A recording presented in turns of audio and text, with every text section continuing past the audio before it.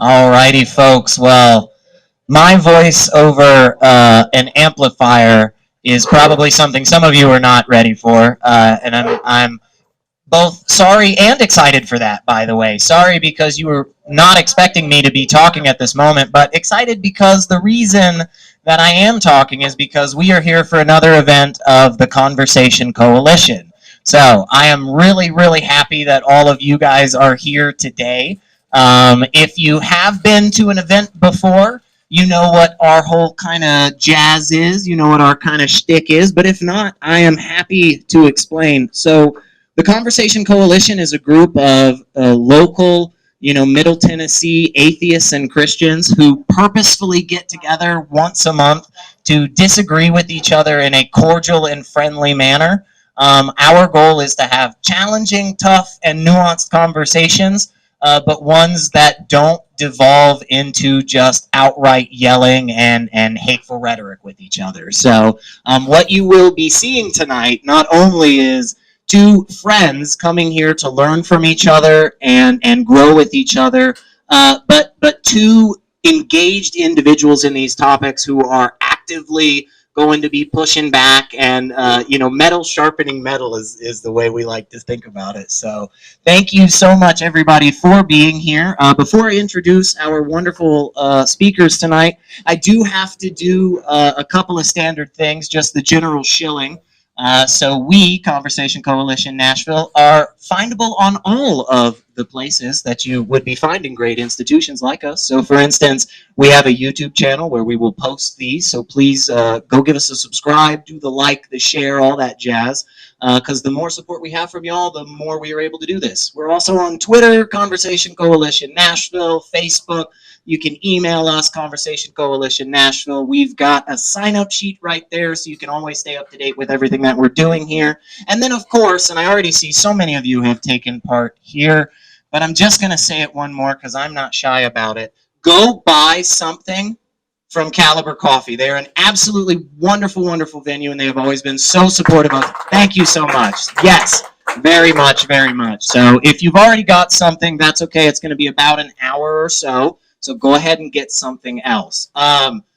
After that initial hour, we will open it up for questions from y'all, and that's what we love. This is exactly what we're doing this for. We want everybody to be engaged. So I want you to think of a really, really difficult question, and then I want you to think of a tougher one, and I want you to ask us that second one, okay? Please do not be shy. But so tonight we are joined by Tant and Bethany Carter. Tim is our local resident Christian, and Bethany is our local resident atheist. And today we are going to be talking about definitely something that I think is a difficult conversation, but something that is extremely important, especially coming from such opposite ends of the worldview spectrum, I guess, if you will. So today we're going to be talking about grief and loss from a Christian perspective, Tim, and from an atheist perspective, Bethany. And so to begin, I just kind of want to start out with each of them just saying hey and who they are, and just laying out a little bit of how they view grief and loss through that kind of lens. So Bethany, would you like to start us out and tell us a little bit about yourself and kind of how you deal with grief and loss? It's complicated on the grief stuff, but my name is Bethany. I'm the atheist, but the reason I chose this topic, for just kind of lay it out at the beginning, why we're even here to begin with. Sorry, Tim, in advance. But I had to attend a funeral for a 3-year-old on my ex-husband's family. So that's kind of why we're here, because I had a lot of thoughts during the service. So that's kind of, I want to kind of explore those thoughts that I had with a Christian, just kind of get a little bit more perspective. So. And Tim? Hey, my name's Tim. Thanks for Bethany for inviting me to discuss this with you. I know it's going to be. I'm really excited about this topic because it's a little bit different. I feel like it's a little bit more personal considering the circumstances than some of the things we've done before. But just a little bit about me. You would call me a conservative, Bible-believing Christian. I believe that the Bible is the inerrant, infallible Word of God, and so that kind of forms my worldview. And the way that I'm going to approach this tonight, and I don't know what Bethany, what you're thinking, necessarily what you're going to ask, but over the past week, I've just kind of been thinking about, like, for that biblical worldview, how does a Christian navigate grief and loss? And so that's kind of, I guess, what I'm going to describe. And so what you're going to hear a lot of that is me just presuming the Christian worldview. So in some of the things I'm going to talk about, are not necessarily going to be apologetic. We might get it. We might get into that. But I plan to present it tonight as if this is the biblical view of grief and suffering. And so I guess perhaps one of my hopes is that maybe you won't leave here convinced that the Bible's true. I guess that would always be my underlying hope. I can't really hide that, but maybe you will learn something about the biblical view of grief and suffering. And, if you're not a Christian, you'll leave equipped with a better understanding of how Christians do view grief and suffering. So, yeah, and I think that is, a good place for us to start, just as a foundation. Whether you are a believer or not of any stripe, right? Suffering seems to be something that is present in our lives. What would you say is something that your worldview, and I'll give this to both of you, but we'll go to you first, Tim. What is something that you would say your worldview gives you when it comes to how to deal with that, how to cope with that suffering? that's a good question. And I'm going to start by saying peace. So that's the first word that comes to mind. And the best way, I think, to answer questions like this sometimes are to tell a little bit of the story and I love history. So I'm going to try to do a little bit both in a brief amount of time. So there's a man named Horatio Spafford in 1871. And if you grew up in church, spent any time in church, you might recognize that name. 1871 was also the year of the Great Chicago Fire. And Horatio Spafford was an attorney, a commercial real estate investor, and a family man. And he had made investments around Chicago building his business. And he lost most all of it in the Great Chicago Fire of 1871. Most of his investments, things like that, gone. 2 years later, after he was working on recovering from the loss of his business, he and his family decided that they needed to escape to Europe with some friends, in the wake of this loss that they had endured. In the last minute, business pulled Spafford away, and he had to remain in Chicago, and he told his wife and daughters, hey, you guys go ahead and go with our friends to Europe, and I will catch up with you in a few days. So he remained back to handle his business deals, whatever that may have been, and his wife and 4 daughters proceeded to travel to Europe. This is a true story. Obviously, I wasn't there in 1871, but it's even hard to think about. But as his wife and daughters were crossing the Atlantic Ocean on this ship, their wooden ship was struck by an iron British sailing vessel. The ship went down in 12 minutes. Most of the crew and most of the passengers were lost, except for Hafford's wife. She was recovered unconscious in the water. Unfortunately, all 4 of his daughters were not. She proceeds to Europe and sends a telegraph back to Spafford in Chicago and says, saved alone, all is lost, what shall I do? Of course, he stopped immediately what he was doing, abandoned his business deals, got on a boat to go to Europe to meet his wife. And as he was crossing the place where this ship had sunk, and it's a pretty historic accident, you can Google it, the captain of the boat informed him, hey, this is where the ship had gone down. And the reason I'm telling you this story is because as the boat was crossing this part of the ocean, Spafford was inspired to write a hymn. And that hymn is, it is well with my soul. It is well with my soul. And when I think of that as an incredible example of a Christian navigating an incredible grief and loss. And so then I ask myself, what is it? How did Spafford have that peace in the face of immense tragedy, of tragedy that almost brings me to tears as I process? And this was 200 years ago, and I wasn't even there. These weren't my kids.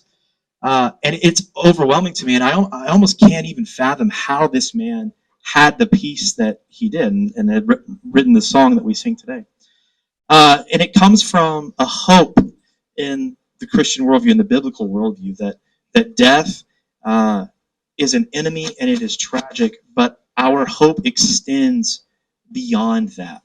And there's a lot of aspects that come into that in terms of our lives and God, and we can explore some of that. But I hope that I too would have that peace that was afforded Hafford in that moment. And I think that is a peace that is found in the hope of Jesus Christ. Yeah, so if I may, it sounded like there was both an aspect of hope, as you mentioned, kind of that, keeping you going in tough times, but also peace with those tough times. Both seem to ring out in that.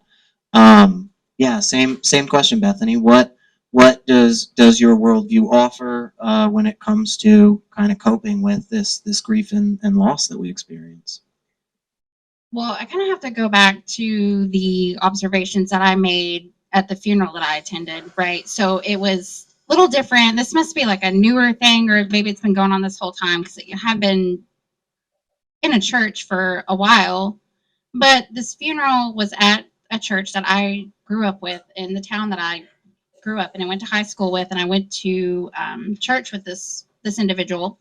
She's now a pediatric doc, and she lost her daughter to pneumonia within like just the little girl went downhill very fast. So I'm observing this as a secular person, kind of an outsider coming in as the family member, to being there supportive as a secular person, and the way I cope is, man, this really sucks, and I can handle it without like the dogma, and I kind of, maybe pity's not the right word for her and their family, because I feel bad because before we even went to the service, there was a social media post about, I feel guilty about missing my daughter, of the flesh, and she doesn't speak for all Christians. I want to be like perfectly clear, and I get that. Like I remember this is fleshly, this is how it is, and she was trying to, like, I could see the piece, but I wasn't convinced. Does that make sense? And that was a struggle for me to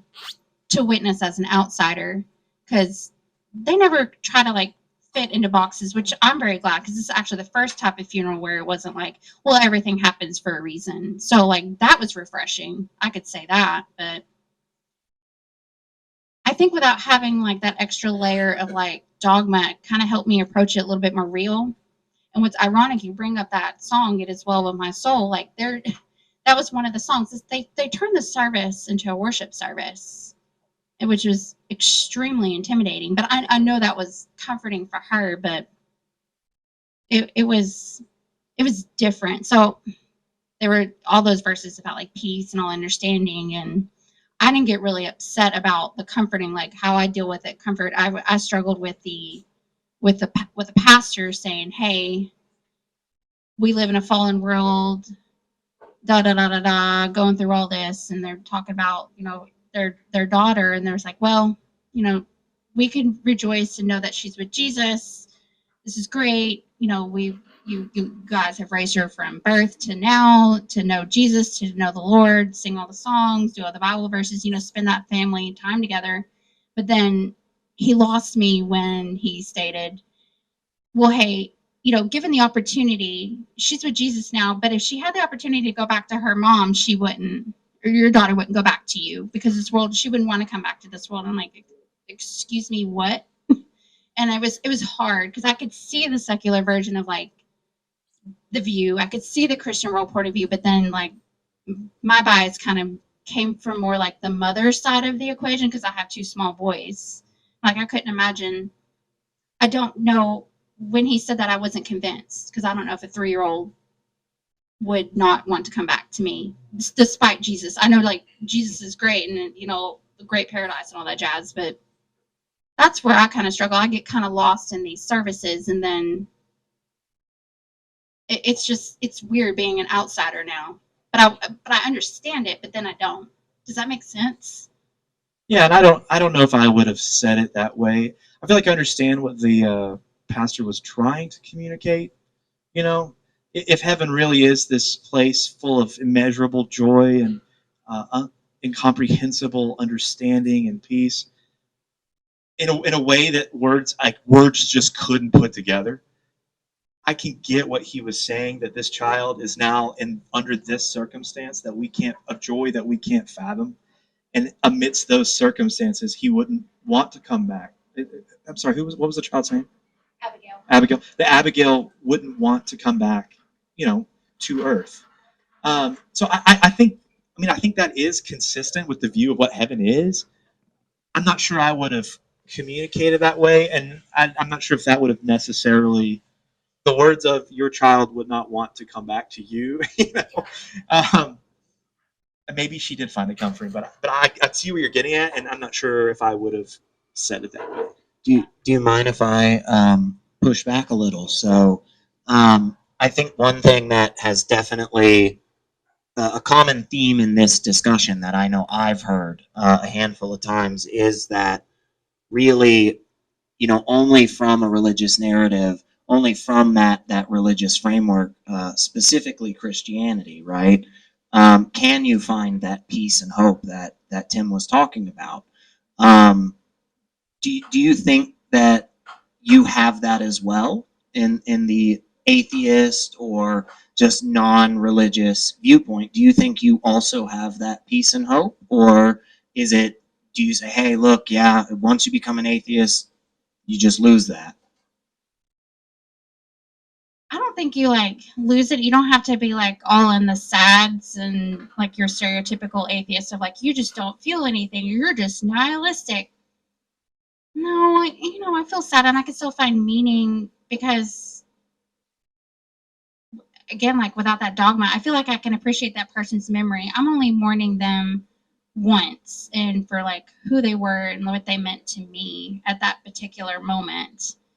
I can grieve them more I'm more present other than just hey, I'll get to see them again someday. I'm still sad. People are still sad who are Christians because they're I'm sad right now. That's normal. But I get to see them again and they have that hope to kind of cling on to. And for me, granted, it's fair to say I don't have that. I don't cling to that, but I feel like my feelings and my process of grief are a little bit more honest and a little bit more complete, I guess. You get from point A to point B. It could be kind of tricky in the end, but I know I don't know, just eternal. I just wouldn't want that false hope, especially with a kid, because I've heard so many, and this is anecdotal. I've heard stories about atheists who've gone through the process, they've deconverted, they've lost somebody important to them, like a child, and they have to go through that grief again, and that just grieves me. That's just got to suck. Is that fair, you think, Tim, that some of that peace and hope may come from that view of an afterlife, that view of another opportunity to be with this person? Is that important? Oh, definitely. For a Christian that's mourning the loss, there is peace that comes from that. I heard you say some things about a false peace and a false hope, or maybe not false peace and false hope, but a false outlook, perhaps. But I wouldn't grant that it's false. Of course, I'm a Christian. I believe that the Bible is true. And so I don't think it's fair to say, now if we were duking it out right now over the evidence of Christianity and trying to really figure out what worldview is true, then I would use language like that and say this is false and that's not, or that's probably true, that's probably not.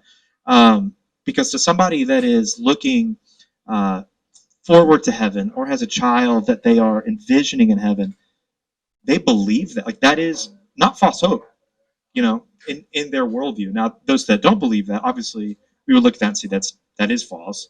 But they're not convicted that's not. I'm not convicted that it's false. It's a real thing that I'm looking forward to. But even without, if I may, even without the afterlife, without the promise of seeing this person again, it sounds to me like you're saying there is a framework, there is a structure from the Christian view, especially the biblical viewpoint, that does help cope with these traumatic experiences of suffering and stuff. What could you expand on that? Yeah, absolutely. We have examples of this in Scripture. So King David is the first that comes to mind. He has a child who's sick, and David he's just in immeasurable mourning. The account in 2 Samuel talks about David laid out on the floor, mourning and weeping and praying for this child, and his servants can't lift him because he is in such an intense state of mourning for this child. But then the servants come and they tell him, hey, King David, the child has passed away. And David stops his mourning and he stops his weeping and he starts to eat again. And his servants come back to him and they say, David, what are you doing? Like, did you not hear what we just told you? Should your mourning have not gone to the next level? I mean, you were already laid out on the floor. But David eats his meal and he tells his servants, no, I'm paraphrasing here, but no longer my son is here, but I will now go to him. And he says, well, while my son is alive and he's sick, I'm mourning and I'm praying for him, and perhaps, God would extend grace and spare him. But now that he's gone, my son is in the better place. And then there's this uncanny peace that comes over David. He's got this crazy level of sadness for his child, but then this odd level of peace that just baffle his servants once the child has passed. So I think that's an example that I would draw upon, Elliot, to answer that. Well, is this the kid that God said, hey, man, you shouldn't have shacked up with Chick, and then y'all made the baby, and then is that the one? That's the one. That's right. That's so funny because that's the exact same example that pastor used at the First Baptist. And I'm like, wait a minute, where's the rest of the story? You're not telling the rest of the story. Like, where's the rest? So I had to kind of just okay, it's like, we are here to support our family. We are not here to be angry atheists. So I'm guilty of having these thoughts during services. And I'm like, okay, empathy, empathy. They're cool. I need to stay in my lane. They got their thing. Yeah, they're sincere. No question. I would never doubt and say yeah, man, y'all got it all wrong. Nope. Not in that type of moment. So but I kind of I wish sometimes in these services there were just teensy bit more honest about what are we talking about here? I get it. I get the example. Well, so help me understand what you mean by honest, because I get what you're getting at in terms of the front part of the story with David and Bathsheba and the child that was born between them, and then God makes this child sick in the story, right? God does this, makes the child sick, and then David mourns, and then he doesn't. Yeah. So is that kind of what you're getting at, that part of the story? Yeah, I could be kind of distilling it kind of in a, not gonna lie, a little straw man representation, but I'm not gonna lie, but that's that's the honesty part. I was like, dude, you left that whole part out. It sounds really nice when you're up there. Well, I get it, it's not appropriate. The reason I didn't bring it up right now, we can answer the question, and if we want to go down that route, we certainly can. Of does God make people sick? Does sickness come from God? Why is sickness in the world? Things like that. But I think the other half is just more relevant of the example of somebody that's in mourning for a child and how they would handle it. So, I'm not, fair. And again, I don't know who led the funeral. I don't know what their motives were. Oh, yeah. But for me, the reason I didn't start at that point of the story of David and Bathsheba is because I'm just more focused on how did David navigate the grief of losing this child. So that helps me understand, maybe that's why the conversation went that way at the sermon. And that's why I like this group, because I'm, kind of bouncing off hey, Tim, help me understand. I'm there's a huge disconnect that I'm not seeing, maybe their perspective or what they're driving at. Yeah.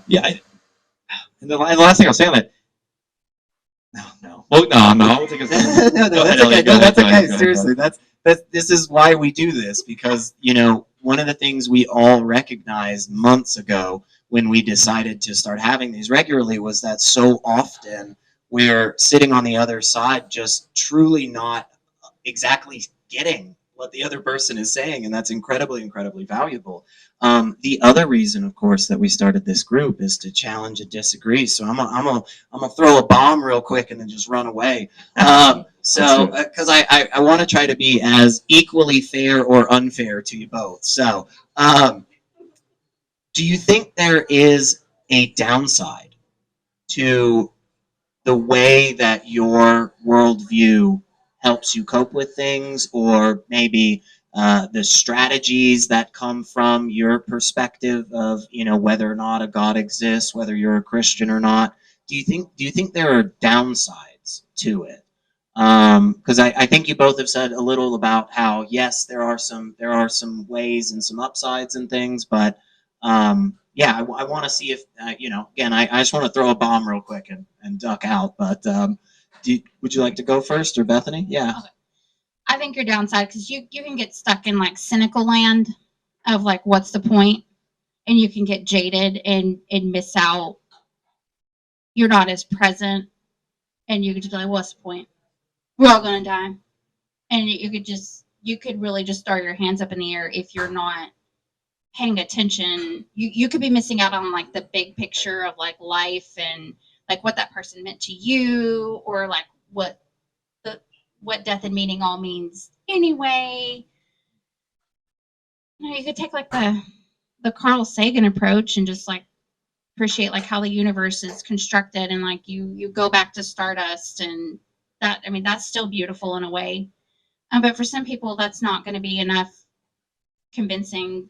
You're never going to make that point. They're just going to be like, oh, I don't get it. You don't have any scripture or anything to fall back on. So I think you can get in a trap of just being this negative Nancy, and you don't mean to be, but you don't want to come across that way either. But yeah, I've met some people who are pretty bitter about some of that stuff. That what's the point? I hate that what's the point nihilistic stuff. That even when I hear it on like talk shows, I'm like, would you just like crawl out of wherever you're at and go outside, go touch grass? Like, you don't have to be that way. You're making us all bad, you know? Yeah. So you're saying that because again, definitely something I've heard in this conversation is the non-believer, the atheist, just has that just total state of grief or constant, I don't care about anything. You're saying, hey, look, that is actually something that I've experienced on this side with various people and stuff, and is a fair criticism, you'd think. Okay, I love that. Tim, what do you think there's any downsides? Yeah. Yeah, there could be some problems. I think you've listed one, Beth. You talked about your friend who lost their precious daughter, Abigail, and it sounded like you were describing that she was feeling a sense of guilt for missing her daughter. Yeah, the mom was really guilty about missing her, and she's like, I'm of the flesh. Man. I'm gonna work through this, but like, I really miss her. I know I'm not leaving her behind in the cemetery, in the grave. I know she's up in heaven, but I still feel bad leaving her up there. Yeah, that's gosh, I would love for her not to feel that way, because grieving is okay, and Jesus wept when Lazarus died. And if you're familiar with the story of Lazarus, what does Jesus do after Lazarus? After he weeps for Lazarus, he raises Lazarus from the dead.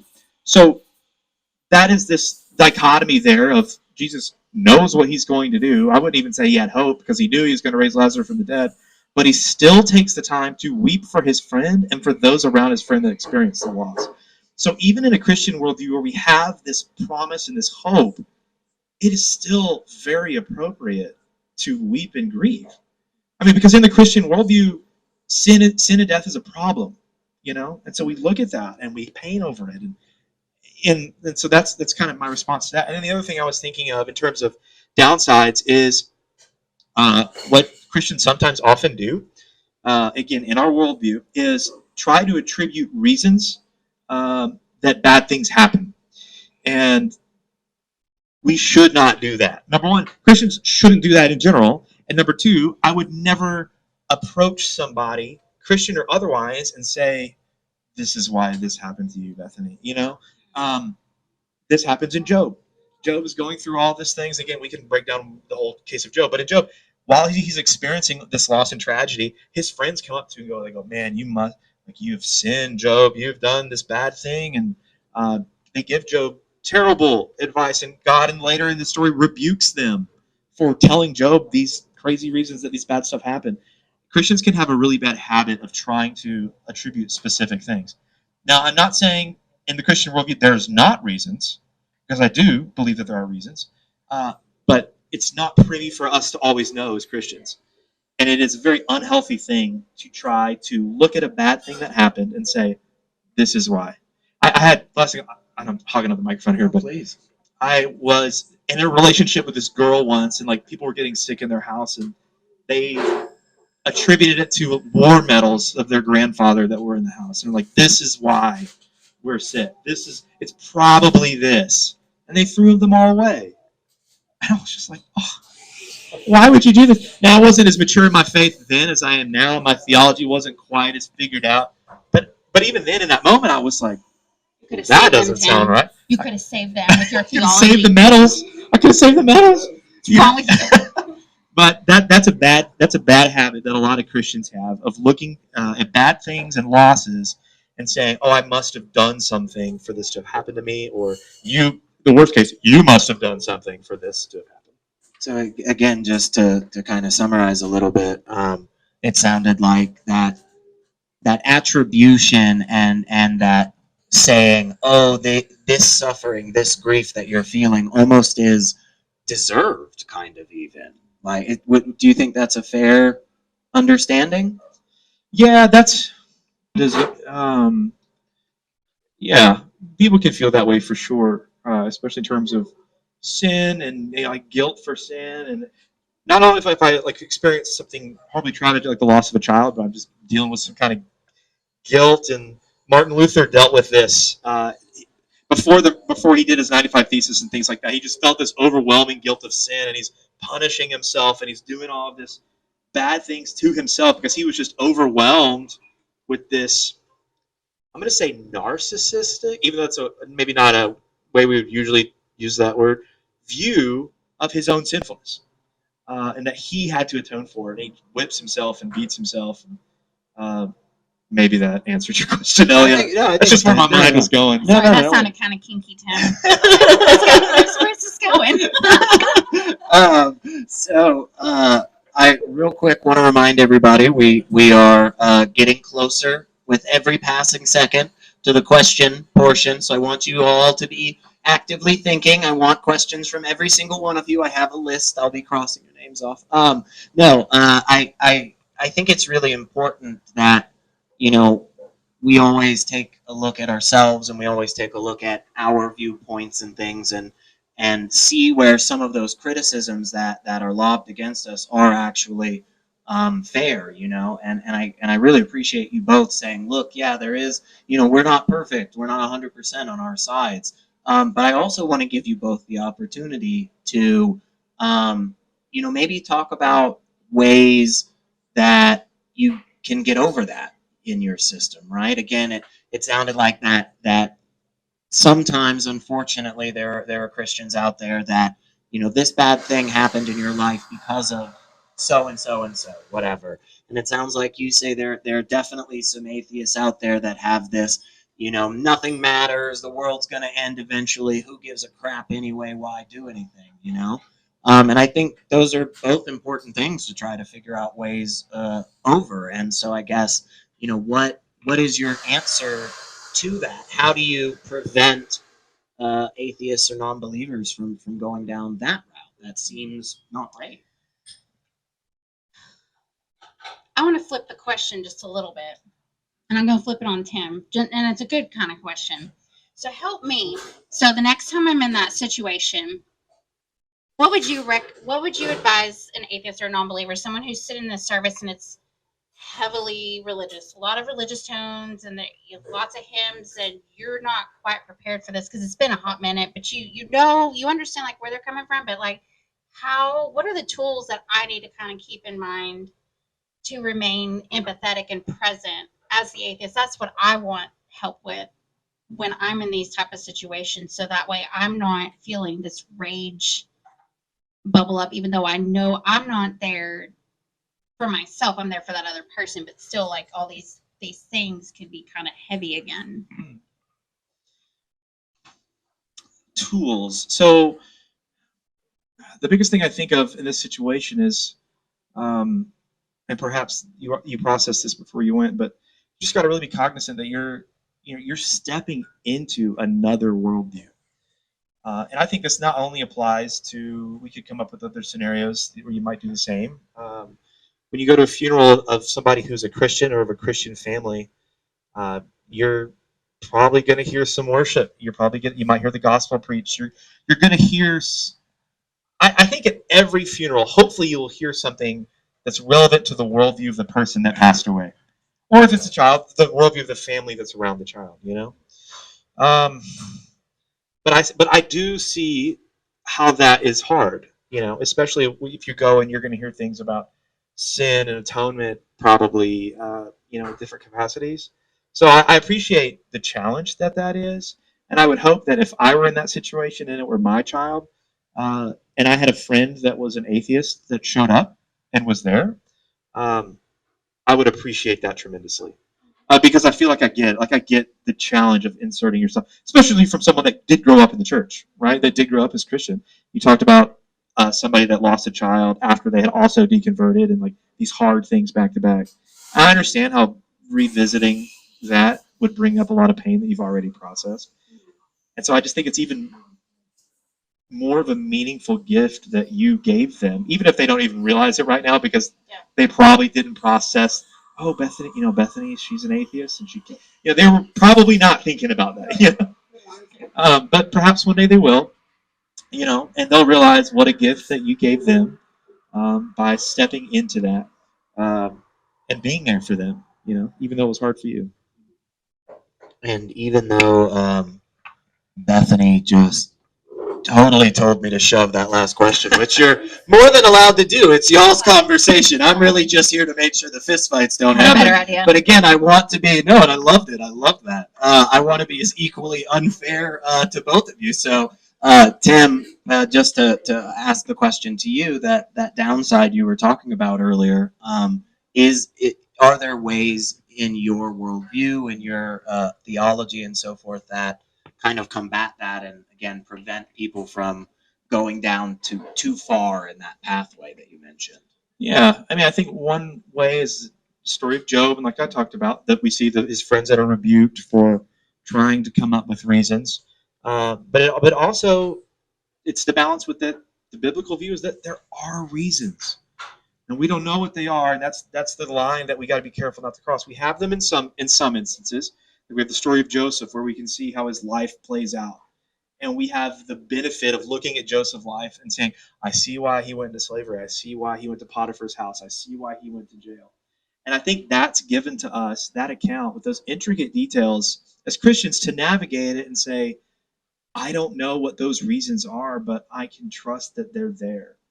And so I think there, to use the word a second time, a dichotomy there of avoiding trying to find the reasons, because Joseph wasn't capable of that. And as he was navigating the loss and the tragedy and being kidnapped from his family, but also balancing it with the fact that they're there in a Christian worldview.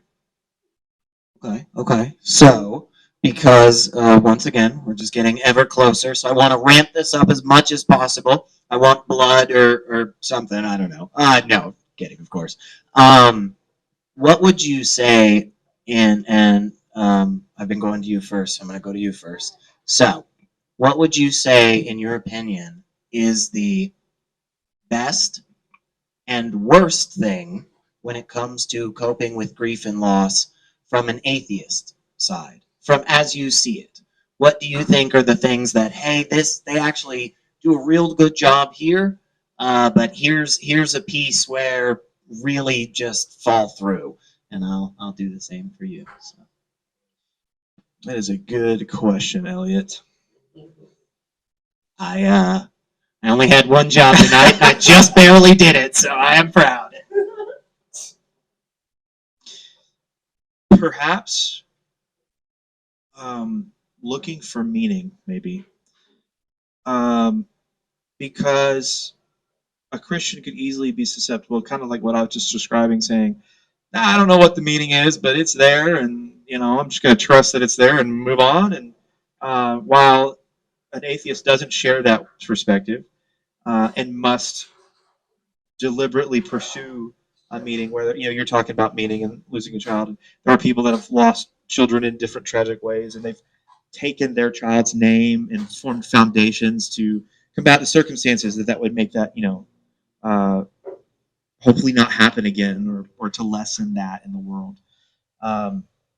And because the atheist doesn't have that, what can be used as a cop-out, just to say, oh, there's a reason there, I don't know what it is, could be more motivating.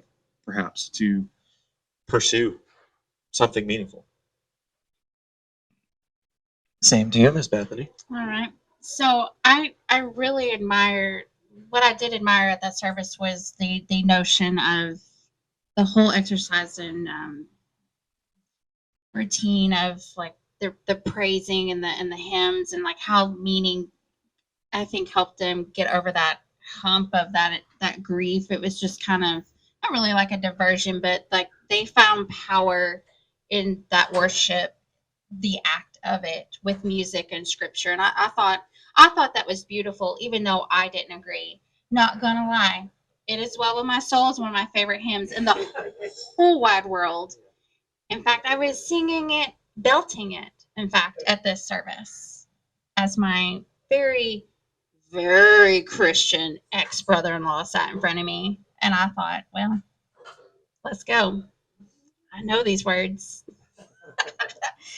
You know, like I think that can be really meaningful and it can give a lot of hope and that is powerful because I remember singing as a Christian, like that act of worship can be really comforting. The downside,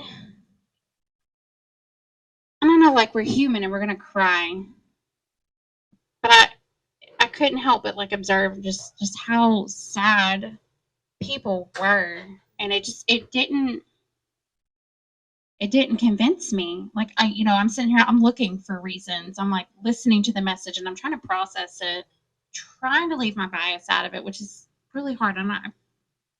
Maybe it was like 80-20 on that. Not gonna lie, I want to work better to be a little bit more present with my Christian people when I'm in those spaces.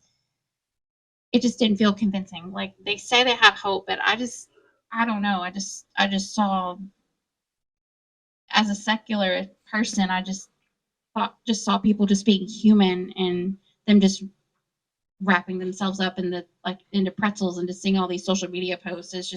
It was heartbreaking. It was hard. It was like, you were a mom. It's okay to be sad. Yeah.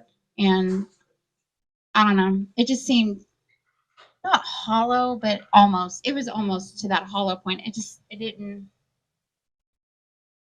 I don't know. There's something about it. I can't quite put my finger on it when I was sitting there in that service, but I was really trying to understand too, because I remember sitting in that world. It's just different now. So I feel foreign. So when it comes to for the last couple of minutes, when it comes to grief and loss, again, I think it's obvious you both approach these situations differently in a conceptual framework at the very least, right? But one thing I think might be important as a way to kind of lead us out on into the questions, when it comes to personal interactions and so forth, what do you do, I guess, whenever you're faced with that family member or friend that is experiencing this loss or grief? How do you approach them, and just what does your worldview say in this instance? Like, how does that play into it, I guess? Tim, if you'd like, or do you want some more time? I can go to Bethany again. So how do you approach that situation when you are right there in front of you dealing with that grief and loss with others? Yeah. And how does your Christian view of the world kind of play into that? I get to give advice there to, or what I think somebody should do is they're navigating grief with others would be just to be present with somebody experiencing grief. And this is advice I would give both a Christian and an atheist, because in the moment of grief and loss is not the time to correct someone's theology or convince someone that Jesus actually rose from the dead, unless they want to go there. But the simplest thing to do, the best thing that you can do, is simply to be present for an individual, even silently there, for somebody that grieves loss. And I think that transcends worldviews. Yeah, I would agree with that. Like just being present and like having those like tangible memories and having those conversations about like, hey, remember when so and so did this? Sharing in those moments of like their favorite drink, their favorite food, their pictures, stuff that was meaningful to them, and just interacting with their family and focusing on that. And yeah, meeting people where they're at and just keep your mouth shut. If the situation arises, just say, hey man, I'm really sorry for your loss. If they want a hug, give them a hug. Just be there. I mean, at the minimum, hey, do you need me to drop you food at your porch or something? Like those small acts of kindness, Christian or not, those mean so much when your refrigerator's crammed full of food because you're exhausted after sitting at a funeral. That was hard for my ex-husband's family when my father-in-law passed away. Yeah. Just to have a refrigerator full of food because we were just emotionally exhausted. And I think that could be the case for a secular and atheist. Would you be offended if somebody also offered to pray for you? Like, let's say you experienced some sort of loss, they're comforting you, and they're just like, Bethany, I'm praying for you. I'm so sorry. I'm praying for you tonight. You know. Maybe 5 years ago, Okay. maybe 5 or 6 years ago, I probably would have been like, I probably would have bristled at first, but now I think I've worked through the quote angry atheist to be like, you know what you're saying to me is really meaningful, and yeah, please, like I know that you care when you say those words, and I think a lot of atheists they kind of miss that forest for the trees when people say that. Like you don't have to take it as an attack; just be like, thank you, and just move on, and we can all work towards that. Would that was a really good question. I love that. Kind of from the atheist side, though, would you, as a Christian, be offended if, when offering to pray for somebody, or when saying, "Hey, they're in a better place with God" or something, would you be offended if they said, "Oh, thank you, but I don't believe"? Would that be something that would be I mean, obviously, if they just started cussing you out or something, that's a different story. But that I just think, yeah, obvious. But like if they said, or maybe more analogous to the question you asked, you as a Christian grieving, if they come up and offer condolences, but specifically not with that religious mindset, would you be offended by that? Would you take that the wrong way, or? No, offering condolences, religious or not, are going to be good and warm and accepted. If I offered to pray for somebody and they said thanks, but I don't believe in that. Okay, that's okay. I feel like in that moment, if I should give anybody leeway, not that that statement's like extremely rude, but a rejection of what you're offering there. I feel like if there's any time to give somebody leeway to be a little bit rude or something like that, like that's going to be that. And I hope that I would be understanding. And what I'm saying when I say that, hey, I'm going to pray for you, I believe that, but I want you to know, like, I am processing your loss too. And in my worldview, this is how I do that. And so I think that's what, obviously, people can say it can be condescending when they say it. That has happened, unfortunately. But I hope that when most people say things like that, they're being honest. And if a Muslim said the same to me or somebody else, I would appreciate that. Well, yeah, I am always kind of a fan of finding some common ground in these moments, and I think this specific topic of grief and loss is something that hits us all across the spectrums, so much so that we do have a lot of agreement on this. So it's good to see that, and it's good to see, I think, some admission of not exactly perfectness on anybody's side. Because I only just barely accomplished my job tonight of being a moderator. I had one good question, and that was it, but I'll take it. I don't have a fantastic question to wrap us up with, but I would like to offer both of you just a minute or two if you have any other final thoughts, from the Christian side, from the biblical worldview, from the atheist side, from the non-religious worldview. Just any other closing remarks either of y'all have regarding personal, dealing with grief, or just kind of in a general sense, or something your worldview gives you that you think the other side doesn't, or just a minute or two of final thoughts if you have some. Bethany? Yeah, I'll keep mine more recent, and I have to, give credit to the Conversation Coalition group, the the small little family that I've made with y'all, and then my Sunday Assembly community, everybody. Because the week that I had all that loss, it was terrible. The last week of February, had a friend get that was lost on that Monday. The 3-year-old died on that Sunday before that. My divorce finalized on that Tuesday, so it was like 3 days in a row of loss, and it hit so hard.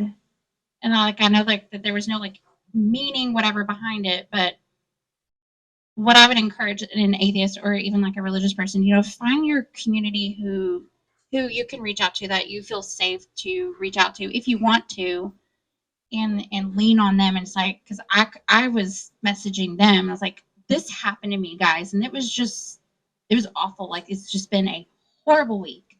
Find your people, no matter what side of the spectrum. That's what I would recommend ultimately to kind of help you get over the hump. Like, just try your best not to like bottle all in, because it's really easy to just go into a hole and just not want to come out. But I understand like that's not everybody's jammy jam. I get that, but like find healthy ways to cope. Don't try to carry all those burdens like by yourself. And I mean, even in Christianity talks about that, and I think that's beautiful. Like, just hey, share a load. Sing a song about finding friends. What is that song? Is by James Taylor. Like, you got a friend. Like, call. Do your best. So. Yeah, Tim. No man is an island, and that's either a Bible verse or a Bon Jovi lyric. No, but that's true. It's true though. I mean, community is important. Community is incredibly important. Um, I think the worst kinds of grief. I did go through something a couple of years ago. Wasn't the loss of a child, but I'm grateful I had my wife and our small group at church to support us, and I couldn't imagine life without that. And my heart hurts for someone that has to navigate it alone. For somebody that doesn't have community, that's sitting in their apartment alone. And gosh, that it just hurts me because I know that person's out there. You know, and the best thing is to do is to build that community before something happens. And my comment from my Christian worldview again is to encourage Christians to have a robust theology of loss and grief before it happens. So that way you've got a community and an understanding to stand on, because you don't want to be figuring all that out in the midst of the pain, especially alone.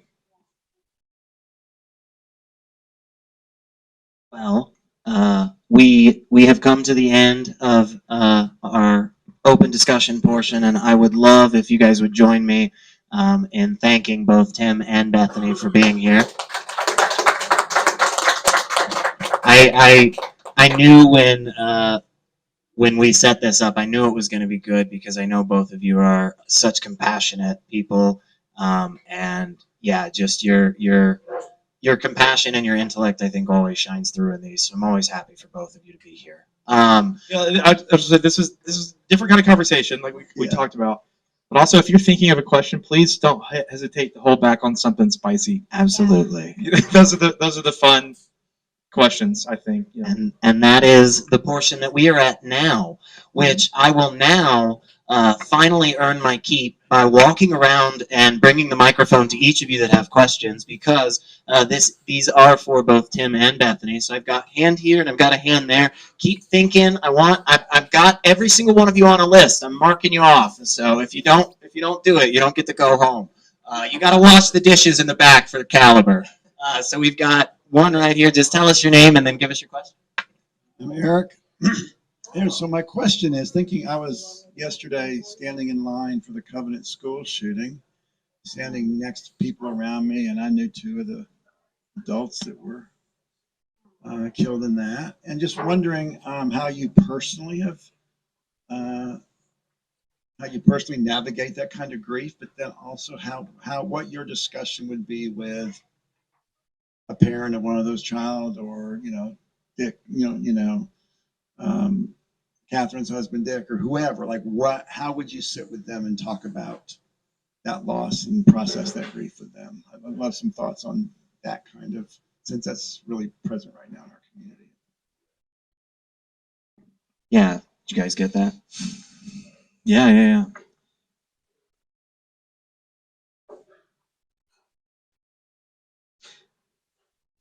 I really don't want to give like a textbook answer because I feel like the real thing is I don't know what I would say, confronted with someone of a loss of that circumstance. I mean, any loss of the child or any loss of an adult is a tragedy. We talked about Abigail and pneumonia, or another child in a murder, or an adult in a murder. I mean, on a technical sense, I can explain from a Christian why there's death, why evil happens, why people choose to do that.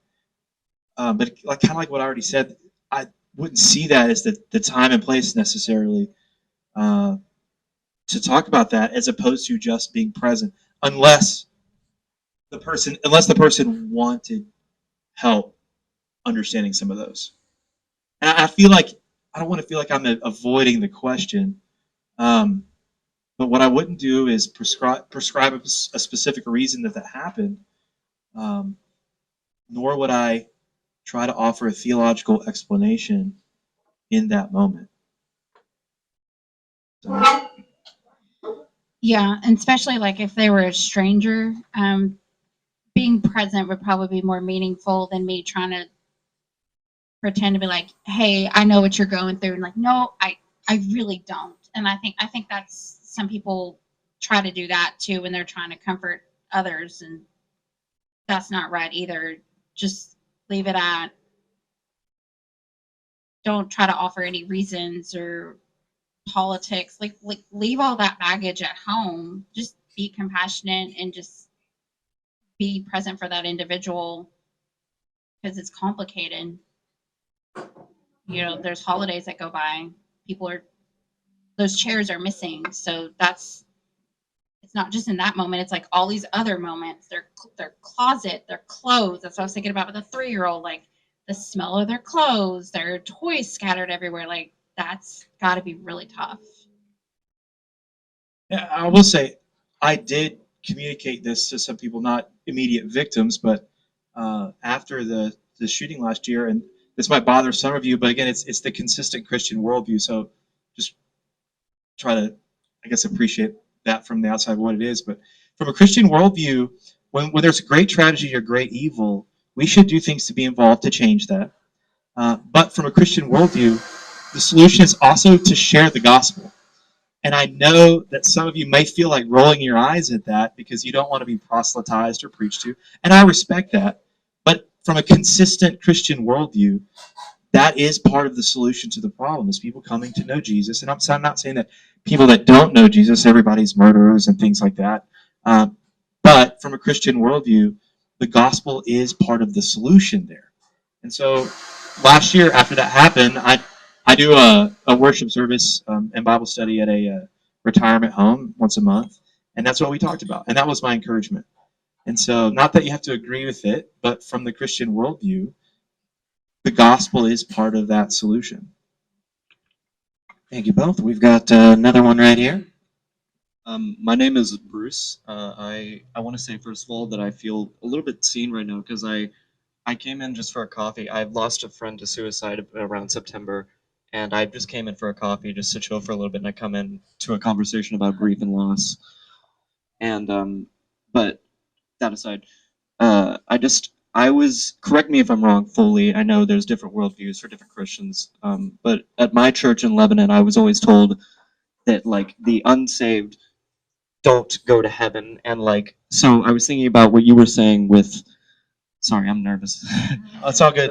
It's all good, Bruce. I was thinking about what you were saying, where part of that hope is that I'll be able to see them in heaven. They're not really gone; they're in heaven. What do you do if a loved one is not saved? Because I'm not Christian, and my friend was not Christian, but his parents were very Christian, and it was a very religious funeral. I don't know. It just left me wondering what they were fully thinking, because he was not Christian. He did a lot of things that people would think were ungodly, and I don't know. It just, Yeah. Well, I'm glad you're here, Bruce. It's nice to meet you. Yeah, you asked a good question, and I was wondering if heaven and hell would come up as a part of this discussion. I think it's an appropriate topic to bring up, especially talking about death. It is a reality of the Christian worldview.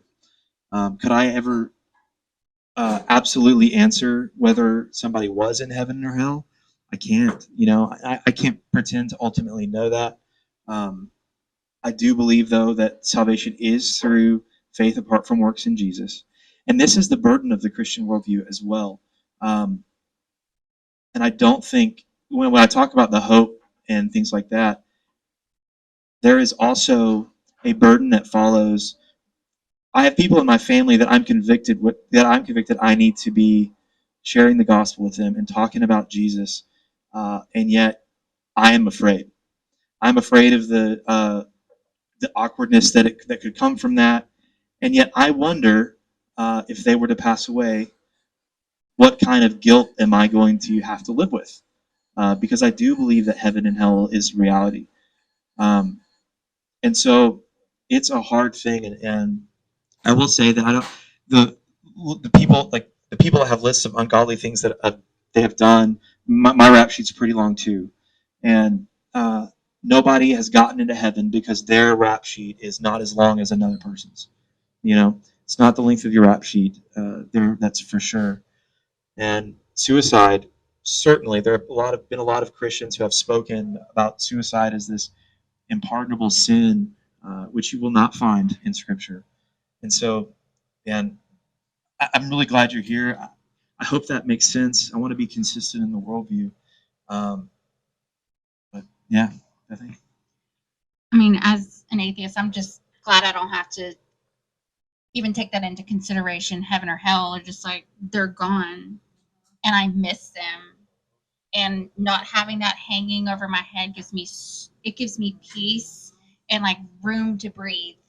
Because before, I would have got hung up on heaven or hell. Well, who can really call? Well, I don't know. It's not really for me to decide. And then you got people like my mom who are religious, and she's like, "Hey, you're once saved, always saved. You tell me you're an atheist, but girl, you're coming into heaven." I'm like, but there's no exit door, is there? Or is there?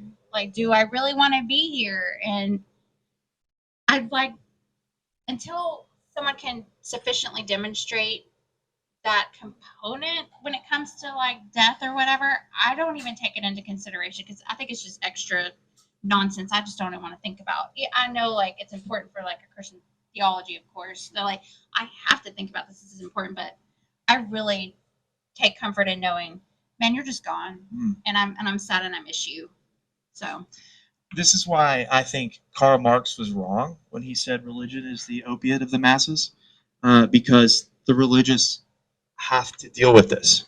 If it's true, then that's something I have to wrestle with. It's something I got to wrestle with my family members, my friends that aren't Christians. How do I handle this tension when they're gone?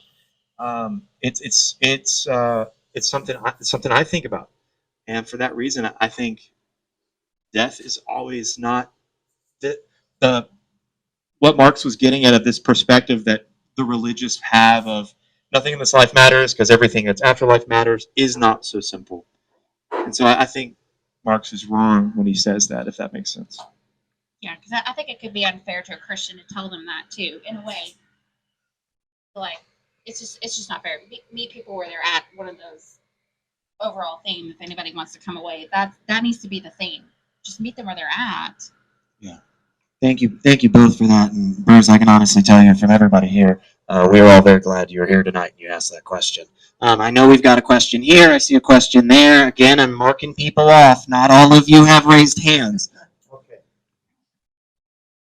Yeah, that's actually a pretty good segue into the thought I wanted to put out there. And you mentioned to Bethany of that. I think this mic is in and out. I don't know. Anyways, that a lot of what you find comfort in is just dealing with what is. And I think from what we're learning from psychology, acceptance, right, is a big part of getting through grief and getting out on the other side. We don't have to have an explanation for it. We just accept that it is what it is, right? And I guess my question to you, Tim, would be, do you feel that, regardless of what the theology is, from a psychological perspective, that religion is helping people's pain when what they're doing is, oh, well, you think it is what it is, but in reality, it's not. It's sugar coated. They're with God. They're in a better place. They wouldn't want to come back here anyway. Or, like you were saying, oh my gosh, maybe they're in a worse place, and now you have that whole awful element. Like, is religion really making anything better, or it specifically is the Christian faith making things better for people who are really dealing with some genuine hurt and loss? Well, I would say I'm just thinking about the word better there, and I believe what is true not because of what I believe is better, at least in terms of reality, or what is easier to believe. There's a lot about the Christian faith that I believe is true and that I still struggle with. But in terms of the first part of your question, do you still have your microphone? Oh, no, I don't. Oh, okay. I'll pass this one to you just a second. So you were saying that psychology demonstrates that acceptance is perhaps more healthy? It's part of the process. It's part of the process. Yeah, and I don't have a problem with that. I would say that was probably consistent there in the story of David too. But his acceptance of what is probably different than his acceptance of the suffering child caused him to mourn. His acceptance of the child being in heaven caused him to cease his mourning. But from an atheist worldview, what exactly are we accepting? What is, when you accept it just is? Can you help me understand, what does that mean? Yeah, I think you're accepting the fact that something beautiful happened. You experienced this person in your life, and you treasure that, and you miss them, and now they're no longer with you. And regardless of the circumstances of how it happens, you know what, that really sucks. And I really miss this person a lot. And so it's really just kind of sitting with the fact that, yeah, there was a good thing, and now it's not here. And moving forward with peace and acceptance is something that it's a journey that you find within, in my experience. Bethany, do you have anything you want to say?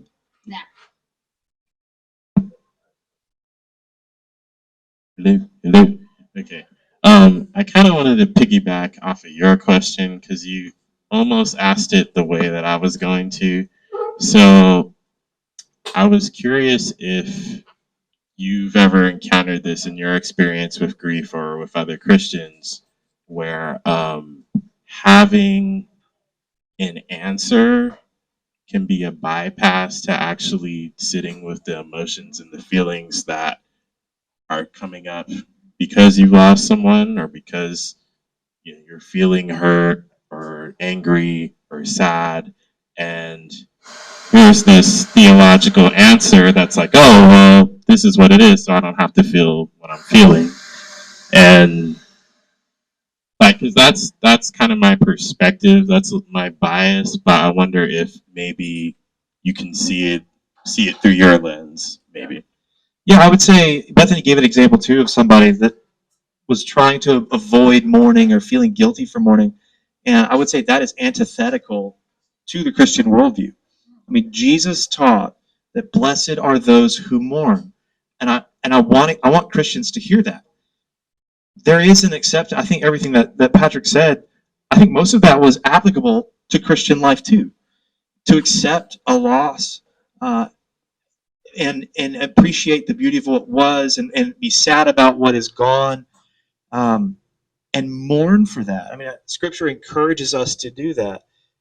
Now, the downside is, like we did talk about, Christians can miss that and and perhaps they're trying to get tied up in the theology of it, but maybe as an escape to avoid healthy grief.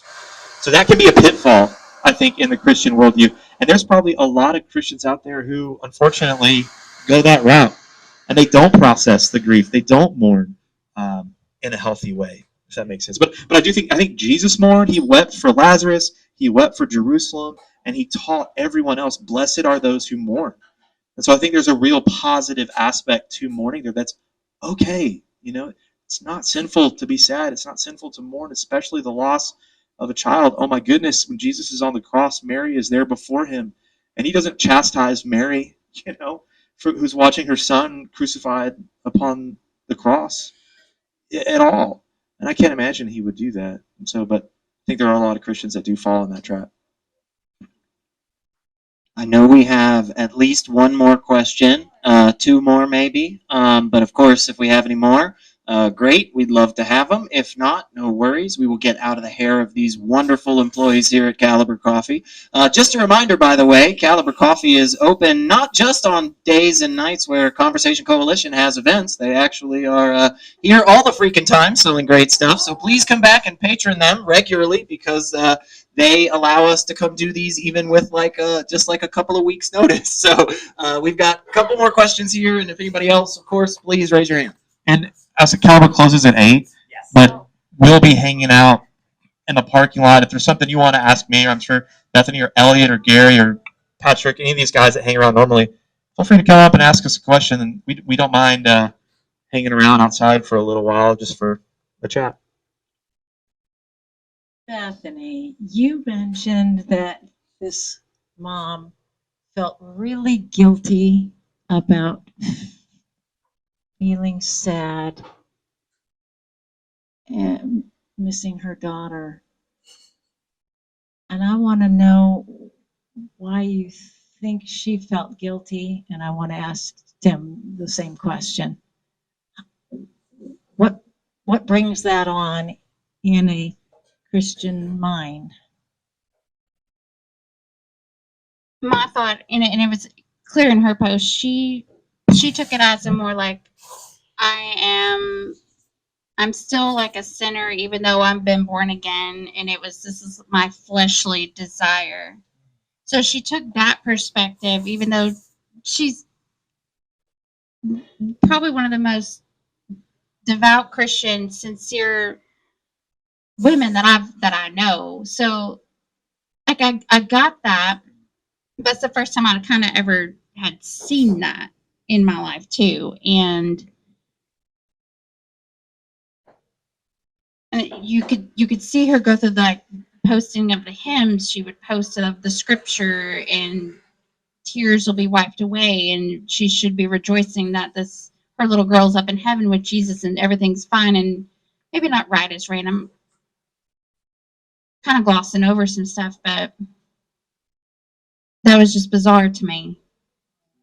I'm like, it's okay to be a human being. Like, I don't understand why you're beating yourself up over this, and then using scripture and theology and these big long posts to justify your beliefs. But I understand those are her sincere beliefs, and I know several people. She's not alone, and there are some that, yeah, they're just kind of missing like the important stuff, maybe like with the Jesus and the Lazarus scripture, and like girl, you can be human. It's okay. And like, it was just, I think my heart just broke for her. And like, me as an atheist and a mom, I can say, man, I'm really sorry for your loss, and I hate that you're using religion. And I know she doesn't speak for all Christians. Just like Tim, I wouldn't say like, yeah, this is your viewpoint.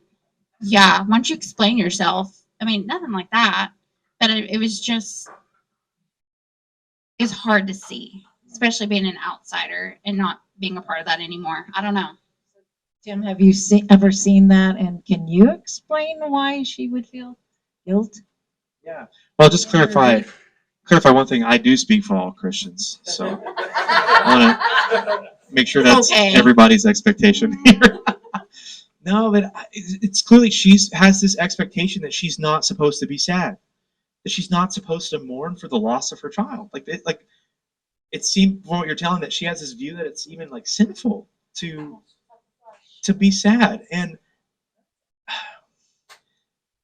I think it's a incorrect outlook of dealing with grief biblically, because Yes, Jesus promised that every tear will be wiped away, but that's in Revelation. That's not here on this earth. That's in the promise of a new heaven and a new earth that's going to come where there will not be circumstances, and that will be consumed with joy. And that, but that's not yet.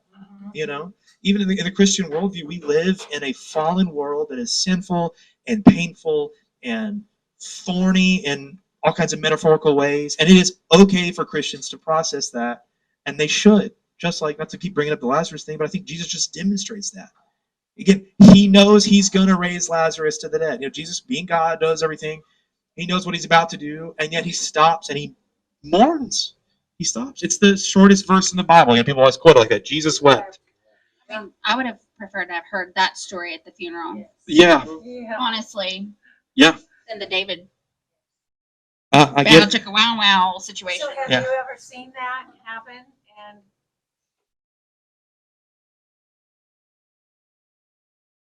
what would you say to someone if you Gosh, that just seems like a situation where I would just wrap my arms around someone and just say, "It's okay. Be sad."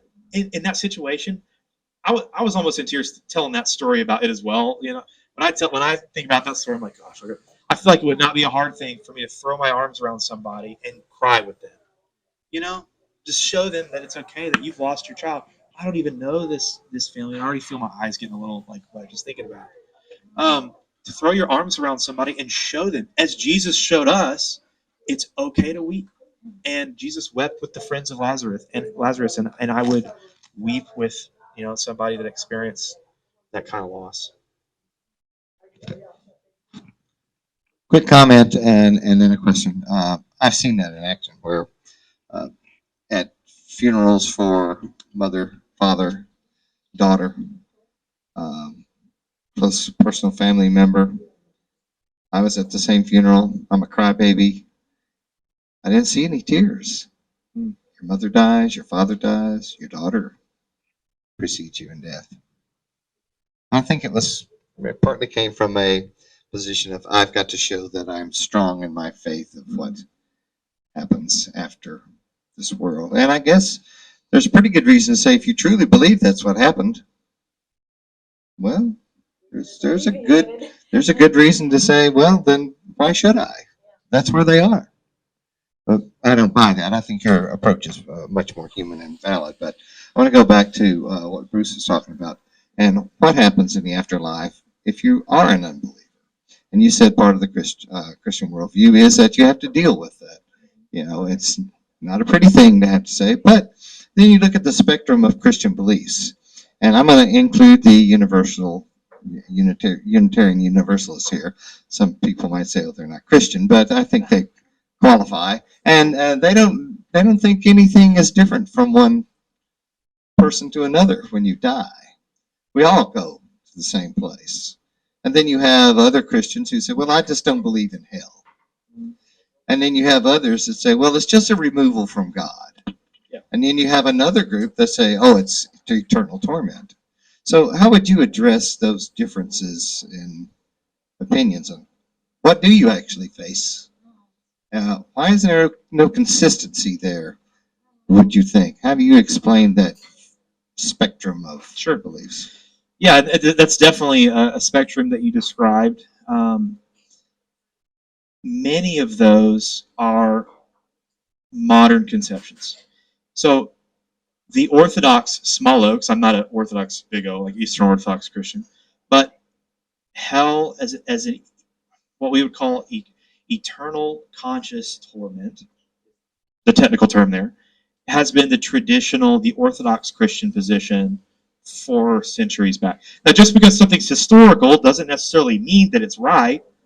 But as a Christian, I believe that the Holy Spirit indwells believers and has guided believers through the centuries. And should be able to, if something is biblically true, should be able to look back and see people that are Holy Spirit indwelt that maybe got some things wrong, but I should be able to look at the span of Christian history and say, okay, well, I can't expect that everybody missed this. And so there are other views of hell that I think have really only become struggles for us to grasp in modern times. there probably has been universalists at the beginning. You had the Sadducees in Jesus' day that didn't believe in a resurrection, not just for a Messiah, but for individuals. So I'm not saying that they haven't existed, but that the eternal hell has been the traditional view for centuries. And I'm not making that to say that's the reason that one's right. I do think it has some more weight behind it as the correct biblical position for that reason.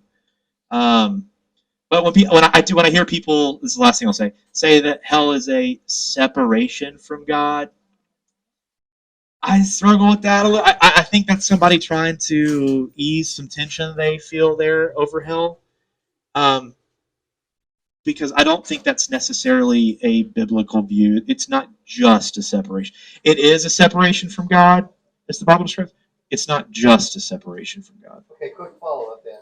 Give it to me, Steve. That this interpretation is Christianity's way of facing or catching up with the changing of culture that is preceding the normalization of more palliative viewpoints. Culture's leading the way. Christianity is trying to stay abreast of where it's going. 100%. 100%. And I don't share those views. Like, I don't have that view. And I think that some that do, I'll give you an example. I'm a Christian. I don't know if we have any more. I'm going to rag on Mormonism for a little bit. I think it's easy, and you could make this accusation of a lot of Christian beliefs too. It's more easy to look at Mormonism as it rose in the 19th century and to pinpoint when culture has influenced a shift in major doctrinal standpoints. We can look at it with polygamy. We can look at it as African Americans and the priesthood in the Mormon church. We can look at it stuff where the church wouldn't baptize like children of homosexual parents or something like that, and they changed their mind on that. Yeah. I think there's clear things like that where you can say, hey, look, guys, I think this was culture that influenced this doctrinal change. I am constantly trying to reform my Christian beliefs back to Scripture, saying, am I filtering out what is a cultural influence and rezoning on a biblical influence? So people do that. I'm probably guilty of it in some way, and I'm actively trying to not let culture. Because if the Bible is inerrant and infallible and it is God's word, it's not culture that should shift that, right? Like, if that's true, it shouldn't be culture that changes. Right, but the Baptist faith has done that only in the 1990s in their statement about what was their previous slavery. Oh, yeah. Ability to accept divorcees back into the Catholic faith. Same thing. Yeah, I think unfortunately. Without that, you ostracize so many people, and you probably can't keep the doors open. Yeah, unfortunately, we don't have much more time. I would love for this to continue. But I will tell you, before we congratulate our wonderful speakers once again, and, wholeheartedly thank Caliber Coffee for all the wonderful support they've given us. Yes, please, thank you. Thank you very much. They are an absolutely wonderful place. They have always been so wonderful to us. Please show them your love and support by regularly patroning their business. Before we go, I must say, of course, all the shill things. Please, folks, go find us on Twitter at Conco Nashville. Go find us on Facebook, YouTube, or email us at conversationcoalitionnashville. We very much want to keep these going. We want to grow this. We always have such a wonderful time, and we really appreciate every single one of you coming out tonight, and we hope to see you at the next event, which will be the last Thursday in April. Okay, it is always the last Thursday of every month. We've got a newsletter right there you can sign up for so you can get all the information. Thank you all so much once again, and thank you very much, Tim, Bethany, and Caliber Coffee.